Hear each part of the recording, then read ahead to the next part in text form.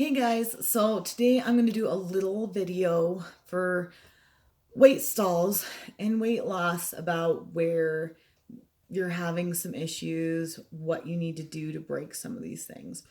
And there's several different categories and things we need to talk about because everyone's at different levels. Now, please keep in mind this is very broad and very general. The information that I give you on a one-on-one is going to be different than this because I've got to try and think about as many people as I can. So, first of all, if you are very overweight, like I was starting at 230 pounds, the weight loss seemed to come off very easy at first. And it didn't take a whole lot of effort. And if you're trying to lose a lot of weight, your body just switching over to keto, or if you haven't worked out like ever or in a long time, then even those things are going to propel you to weight loss quicker. So when I had first just made the switch over to keto, I didn't even really have to watch my calorie intake or anything like that. The weight came off very quickly. I was averaging about 20 pounds a month, and that's good. If you are having problems with not losing quite a bit of weight right away and you are quite overweight, then you're probably cheating in some way, um, or you're not filling the protocols. So make sure you're doing that, or you're still just eating a lot. You may need to watch your calories. I didn't need to do that. If I was losing weight, I was happy. Now, after I'd lost about 50 pounds, the weight loss slowed down. I was averaging 5 to maybe 10 pounds a month. It came off much slower, and then I thought, well, what am I doing wrong? Why is it coming off so much slower? You're not doing anything wrong. Progress is progress, but as your weight goes down, you're not meeting those gaps quite as quickly as you were before. But that's a good thing. It means you're losing weight. And if you get stalled or you're going up, that means you need to start lowering your calorie intake because you're getting healthy and smaller and your body doesn't need as much food to keep up with your frame.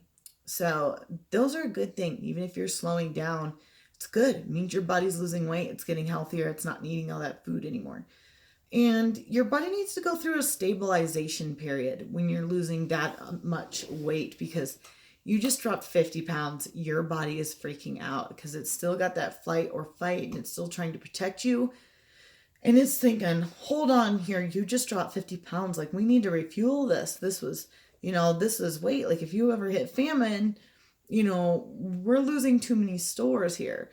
And so your body kind of needs to find this new set idea of this body weight. So even stabilizing out a little bit at a much lower weight, that's okay. That's still a good thing. You're still losing weight, and it might just be coming down a little bit slower.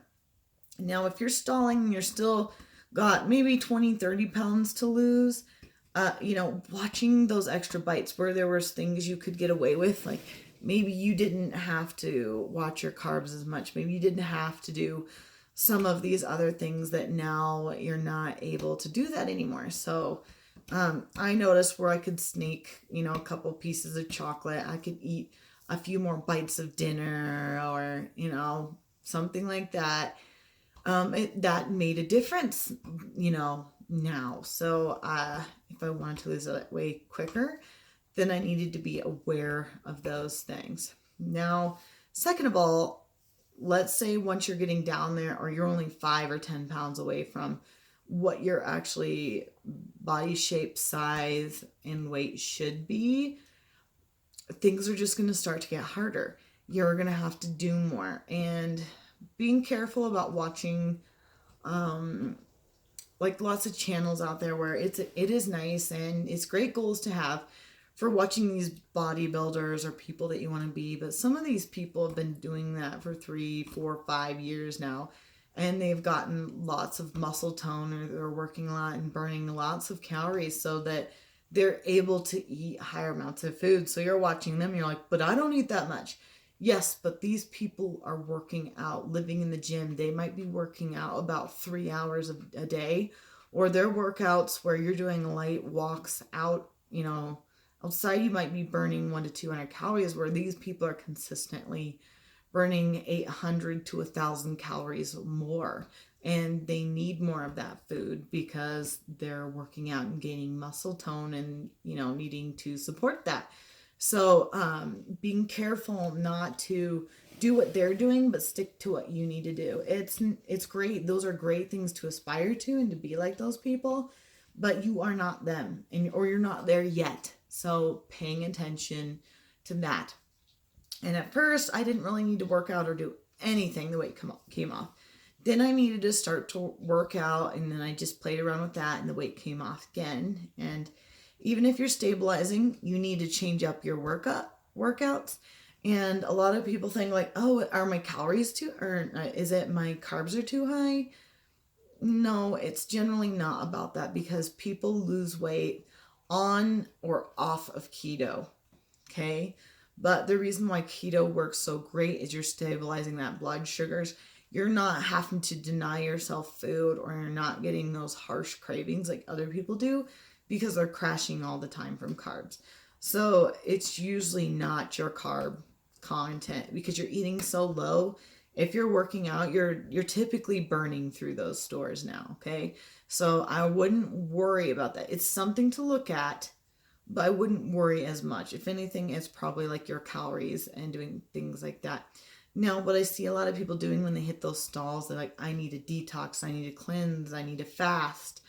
I did no fasting through all of my weight loss journey. No fasting, because several different things. I have health issues where it just didn't feel right. It did not feel good. And I'm going to listen to my body. And that's how I got even into ketos, because I felt better on it. And it got me that far to here. So why would I start denying that now? And fasting also plays an emotional side, because a lot of us, especially women, we went through binging and starving ourselves as kids, to where we would only eat that brownie or cookies that we wanted, eating 4 or 5 of them, and then trying to starve yourself for hours or days on end to make up for that calorie. The second biggest culprit that I've found for people, once you really get down and close to your weight loss goals, where people don't get it, fluid retention is still a thing, with or without carbs. Because here's the thing. If you're working out, you can be creating inflammation in your body, because you're creating free radicals in your system. So sometimes if you're working out or having a heavy workout, you might be up a couple pounds the next day, but that's okay. It's water weights. You cannot get on the scale as much as you can when you're bigger. It should be like every once or 2 weeks, or just making sure that it's more important that the numbers not going like way up, okay, when you're at a stable point or you're close to your weight loss goal. Keto, guys, I want you to start paying attention to this, because I think this is a big part of keto that is not talked about, and it should be talked about. It's your sodium content, that you can actually hold on to fluid retention because of the amounts of sodium that you're intaking. If you look at that back package of bacon or the seasonings that you're doing, the thing about low carb, the reason, low fat that used to be the craze, is what they replaced fat with was sugar. Now we're replacing carbs with salt, and that's the flavoring that we're using. So salted everything. So where we're making those adjustments, and even in low fat, it was still sodium. So paying attention to the sodium, go read those labels. Even if you're just buying chicken and you're not reading that package, it can have upwards to 300 to 600 milligrams of sodium. If you're using cocktail sauces, ketchups, mayonnaise, mustards, there's sodium in all of that stuff. So what I'm saying, it's not that you can't have those things, but to be realistic, if you get on the scale the next day and you're like, oh my God, I'm up 3 pounds. No, you're just holding on to fluid. Okay. So that's why as you lose that weight, it's going to take you 1 to 2 weeks to see that, if you're having sodium, or your body might have issues with it. Some people don't. I do. Even if I couldn't, I was playing sand devils. I was burning an extra 2,000 calories that day just playing sand volleyball, because I played from about 8 in the morning till about 6 at night, and I'm running throughout the heat of the day. I'm burning it. There's almost no way I could out eat that, but I'd still be up about 5 pounds the next day. It's because I was putting my joints under stress. So I was holding on to inflammation and the sodium content. So that's really all it was. So for me, I'd be like, no weight change, no weight change, maybe up a pound. And then after 2 weeks, it'd be like, boom, down 5. And then I'm like, no weight, no weight, up a weight, a pound, down 2 pounds, up 3 pounds.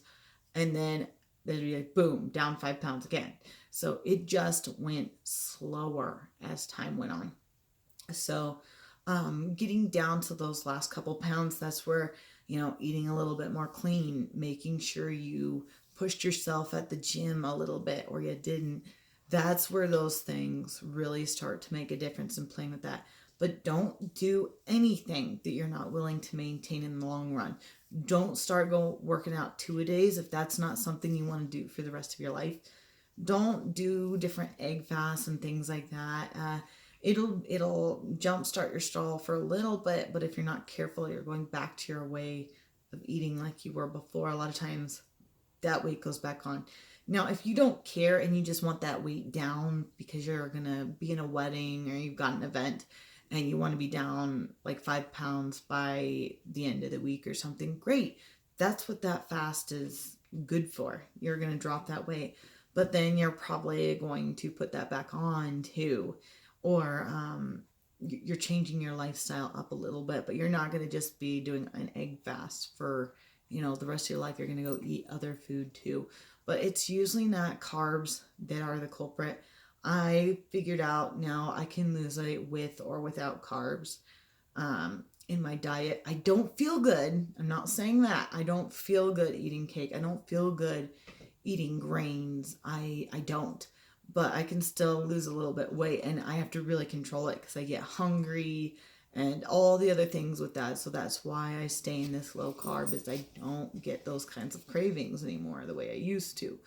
But it's still different in figuring out why and what's going on. And it's taken me, I've been doing this about 3 to 4 years. So, this is a lot of stuff that I've picked up over the years and by thinking wrong thoughts. So it's okay to feel frustrated. That means you're doing something wrong and you just need to figure out what it is for you. And it's okay. It's really okay. Going to the gym, doing these things, it's not bad. It's because you care. You want to lose weight. If you're like, nah, I don't care, I'm going to gain the weight, that's when I'm nervous about you. But if you're doing a weight stall and you're still trying to lose weight, it might be 6 months and it might be a year, but it's still worth pushing through and figuring out. And if you have individual questions, I can definitely make things a lot clearer for you.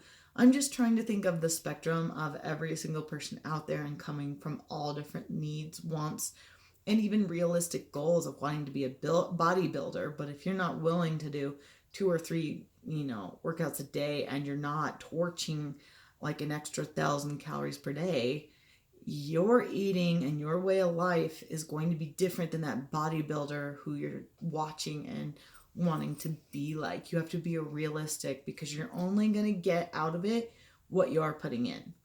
And it's not a bad thing. There's times where I have lots of energy and it's time to push and lose that extra couple pounds. And sometimes I'm really happy right where I'm at and I'm feeling good, or life's busy and I think, I would love to be down 10 pounds, but I know right now I'm not willing to put in the effort to lose that other 10 pounds. I don't want to starve myself and I don't want to spend this extra time at the gym right now.